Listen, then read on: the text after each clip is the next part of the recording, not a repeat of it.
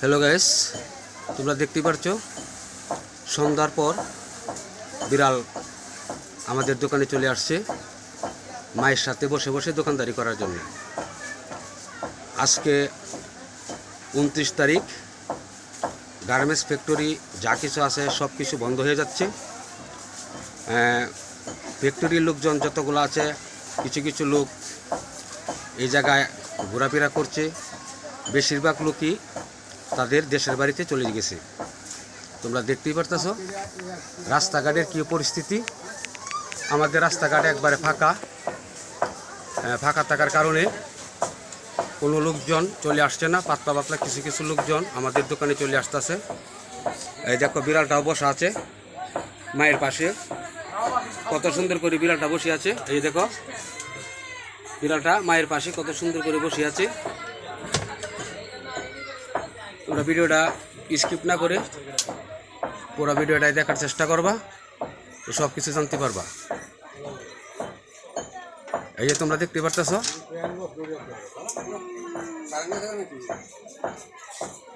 এই সময়ের ভিতরে আমাদের এই দোকানটা পর্যাপ্ত পরিমাণ মানুষের চা খাওয়ার জন্য, পান খাওয়ার জন্য, আমার বিড়ালকে দেখার জন্য অনেক মানুষই এই জায়গায় ভিড় করে। আজকে পুরা রাস্তায় ফাঁকা হয়ে গেছে, আমাদের দোকানপাটও ফাঁকা হয়ে গেছে। দোকানপাট ফাঁকা হয়ে যাওয়ার কারণ হচ্ছে আমাদের বাংলাদেশে ঈদের ছুটিতে প্রচুর মানুষ তাদের দেশের বাড়িতে চলে গেছে। এই জন্যই আমাদের দোকানে কাস্টমারের প্রভাব পড়েছে। তোমরা দেখতেই পারতেছ একবারে রাস্তাঘাট ফাঁকা, আমাদের দোকানপাটে কোনো বেচকেনি নাই। না থাকার কারণ হচ্ছে লোকজন নাই, সবাই চলে গেছে দেশের বাড়িতে।